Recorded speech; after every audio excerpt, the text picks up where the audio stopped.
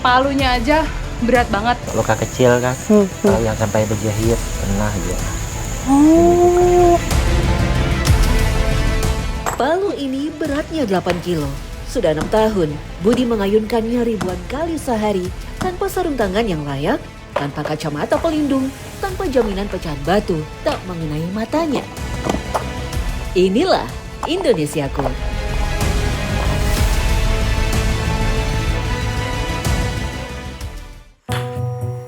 Suara palu tadi bukan efek suara. Itu suara asli dari sebuah gua di wilayah Muara Uya, Kalimantan Selatan, tempat keluarga Budi menghabiskan sebagian besar waktunya setiap hari.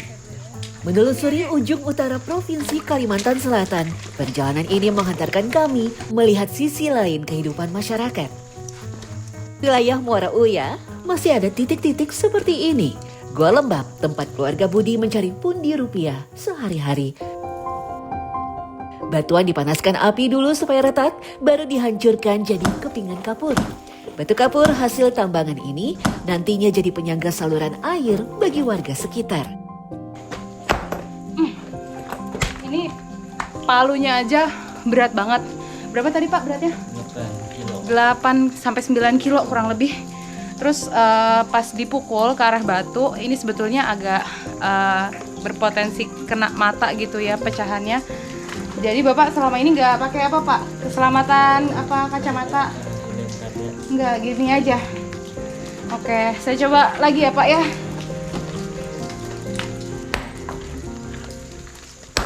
Sungguh lokasi yang tidak nyaman bagi anak yang masih berusia 2 tahun. Tapi tak ada pilihan lain. Inilah satu-satunya cara agar Budi dan keluarganya bisa melangsungkan hidup. Jadi kalau Bapak sendiri sudah berapa lama menambang kapur seperti ini Pak? Batu kapur? 6 tahun. Hampir 6 tahun. Nah dulu awalnya gimana Bapak tahu di sini, oh ini nih ada batu yang bisa ditambang isinya kapur gitu. Awalnya gimana Pak? Dulu itu kan kayak sopir nanya-nanya di mana ngambil batu. Jadi suatu hari jalan-jalan ke sini kan, melihat lokasinya sesuai, coba-coba, lalu ada hasilnya ya langsung jalan hari ke hari ngambil batu kan gitu. Sebenarnya beresiko nggak sih Pak buat Bapak? Kalau tadi Bapak bilang nggak pakai alat keselamatan sama sekali gitu. Bapak pernah kena punya pengalaman apa nggak gitu? Misalnya kena ciprat batu gitu, kayak gitu pernah? Sering kalau yang luka kecil kan, kalau yang sampai berjahit pernah juga. Oh, ini karena menambang batu kapur? Pas lalu pukulannya terbang, pada sini tadi berjahit. Kena si palunya? Batunya. Oh batunya yang mungkin tajam gitu ya ujungnya ya? Oh gitu. Terbang langsung ke tangan. Oh, sampai dijahit? Itu Bapak nggak kapok Pak? Enggak. Ya, Budi sebenarnya menginginkan pekerjaan yang jauh lebih layak. Tapi keterbatasan dan minimnya akses mendapat pekerjaan lain membuatnya tetap bertahan demi menghidupi keluarga. Budi bukan satu-satunya. Di sepanjang wilayah Muara Uya masih ada beberapa titik serupa gua-gua lembab tempat warga memilih antara resiko cedera atau tak makan hari itu. Tak ada pilihan ketiga. Tak ada alat keselamatan yang berarti. Budi hanya mengandalkan sarung tangan untuk memecahkan batu yang ukurannya amat besar. Kami cukup terenyuh dan ikut mencoba meringankan pekerjaan Pak Budi. Baru beberapa ayunan, tangan sudah terasa gemetar. Palu seberat 8 kilo itu yang setiap hari diangkat Budi ribuan kali tanpa mengeluh. Sesuatu yang bagi orang luar terasa mustahil. Tapi baginya sudah jadi bagian dari nafas sehari-hari. Dalam sehari, Budi dan istrinya menghasilkan paling banyak 2 kubik batu. Saat hujan deras, perolehan mereka cuma 1 kubik. Itu setara Rp125.000.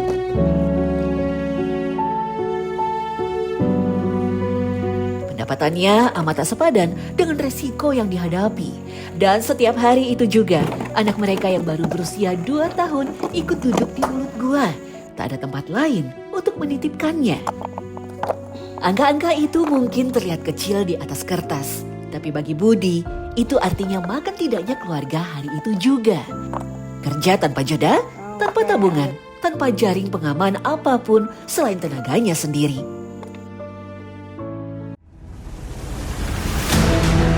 Catatan ini kami ambil dari 2 perjalanan sepanjang tahun 2024. Satu di ujung utara Kalimantan, satu lagi di ujung timur Nusa Tenggara. 2 pulau berbeda, 2 waktu yang terpaut 2 bulan. Saat itu, keduanya direkam sebagai 2 tayangan yang berdiri sendiri-sendiri. Tapi saat kami memutar ulang kedua rekaman ini, satu pertanyaan yang sama muncul berulang kali.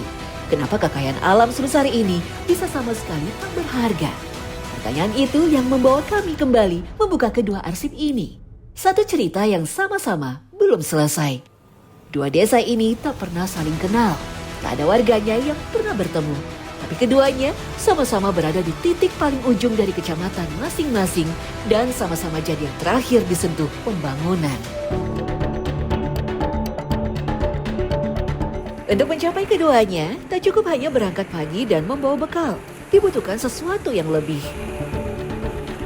Kesiapan mental untuk menghadapi apapun yang dilemparkan alam sepanjang perjalanan. Masih di wilayah Muara Uya, langkah kami bergerak menuju desa terujung di kecamatan ini, Sungai Kumap. Perjalanan dari pusat kecamatan berjarak 24 km melintasi 3 desa lain. Muara Uya, Ui, tempat aspal terakhir kami temui, lalu Binjai, sebelum akhirnya Sungai Kumap. Sementara itu, ribuan kilometer dari sana, rombongan lain bersiap menuju desa Batu Rotok, desa di ketinggian 800 meter di atas permukaan laut, di kecamatan Batu Lanteh, kecamatan tertua di Kabupaten Sumbawa. Jaraknya hanya 6 km dari aspal terakhir, tapi angka itu nanti akan terasa menipu. Di Kalimantan, rombongan mulai bergerak bersama warga desa Sungai Kumap. Sekarang kami sedang menyeberang di atas jembatan gantung, jembatan Gala-Gala kalau orang sini menyebutnya, dan ini ada di atas sungai yang alirannya deras dan airnya sedang tinggi sekali. Di Sumbawa, persiapan lebih serius dilakukan sebelum berangkat. Ini persiapan yang kami lakukan yaitu memasang rantai di ban motor, karena sekarang kami berada di ujung aspal sebelum masuk ke jalan berlumpur. Kedua tim sama-sama tahu perjalanan ini tak akan mudah. Warga pemandu di Kalimantan sudah wanti-wanti soal banjir yang belum surut. Sementara warga di Sumbawa sudah memperingatkan soal tebing yang licin sehabis hujan. Tapi bagi kedua rombongan, mundur bukan pilihan. Di ujung jalan ini ada cerita yang sudah terlalu lama tak pernah sampai ke layar televisi. Dan itu cukup jadi alasan untuk tetap melangkah. Kamera sudah menyala, motor sudah dipanaskan. Tak ada lagi alasan untuk menunda. 2 tim, 2 rute sama-sama akan diuji habis-habisan oleh alam. Yang satu oleh banjir, yang satu lagi oleh lumpur dan jurang. Sesaat lagi di Indonesiaku.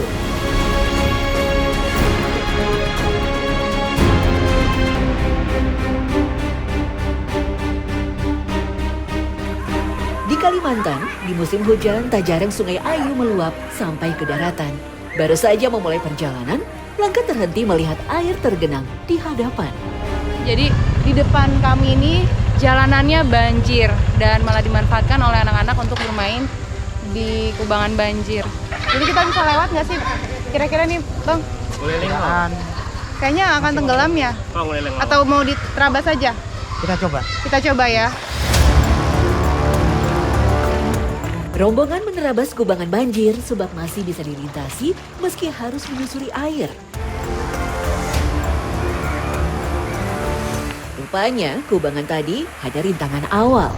Tak jauh dari situ, kami dihadapkan kembali dengan genangan air.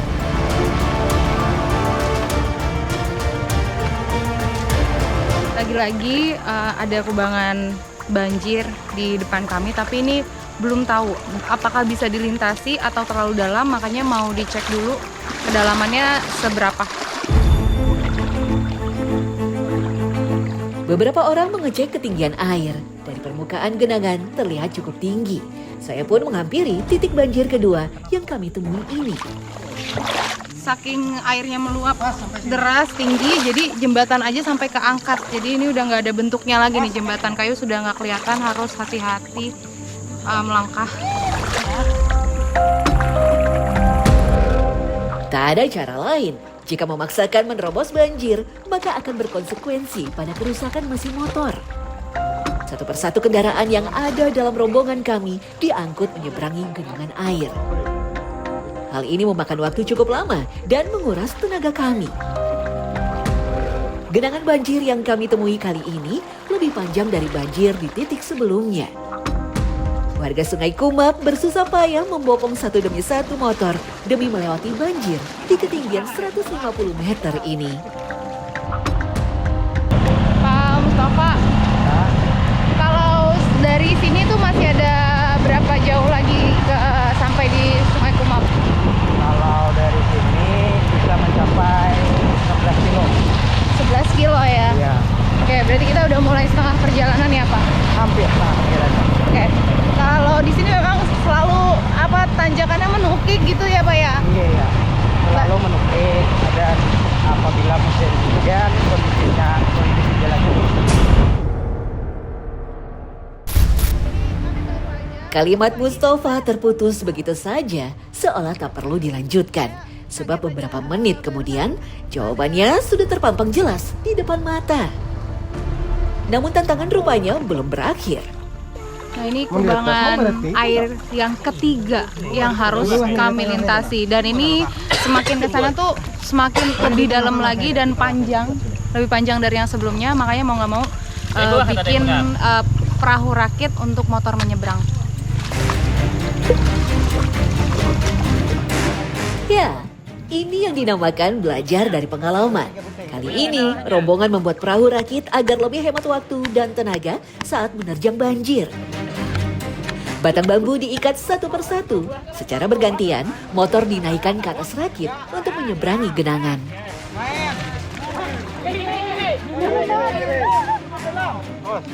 Basah pasti Pak. Ini kelihatan memang yang ketiga ini lebih dalam dari sebelumnya. Barang-barang harus diselamatkan dulu. Dan motor yang pertama sudah berhasil lewat menyeberang. Ketiga kubangan banjir yang dilampaui tadi disebabkan faktor cuaca yang sedang memasuki intensitas hujan tinggi. Selain banjir, kendala lain yang tak kalah menguji adalah jalan berlumpur. Sebab sejumlah jalur menuju Sungai Kumap belum pernah dilakukan pemerasan.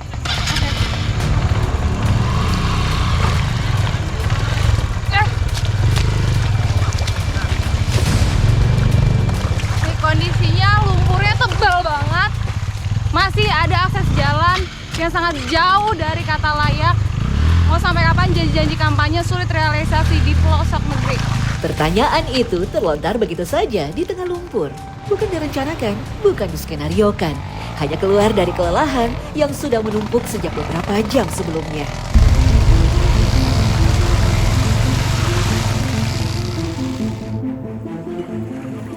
Perjalanan panjang ini tak terasa tiba di penghujung terangnya matahari. Setelah istirahat sejenak, rombongan melanjutkan perjalanan ke dalam gelap. Ini hari sudah gelap. Nyangkut. Dan kami masih di perjalanan belum sampai di Sungai Kumap, padahal tadi sudah berangkat dari siang. Dan lagi-lagi nih kami bertemu dengan kubangan banjir di udah nggak ada penerangan kayak gini. Rintangan untuk tiba di Sungai Kumap belum juga berakhir. Banjir masih harus ditempuh kala hari sudah gelap. Sebagian motor yang ukurannya lebih tinggi menerabas genangan air, sementara motor bebek lainnya dinaikkan ke atas sampan milik warga terdekat yang dipinjam untuk melewati banjir. Tak ada cahaya selain lampu motor yang redup. Setiap orang harus saling menjaga jarak pandang satu sama lain, sebab sekali terpisah dalam gelap seperti ini, sulit untuk kembali menemukan arah. Sebab sama sekali tak ada penerangan jalan. Ini perjuangan kami belum berakhir. Ada satu spot yang lumpurnya tuh tebal banget dan sebelah kirinya ini jurang. Sungguh perjalanan yang sangat lengkap. Genangan banjir, lumpur hingga longsor ditemui dalam satu rangkaian waktu.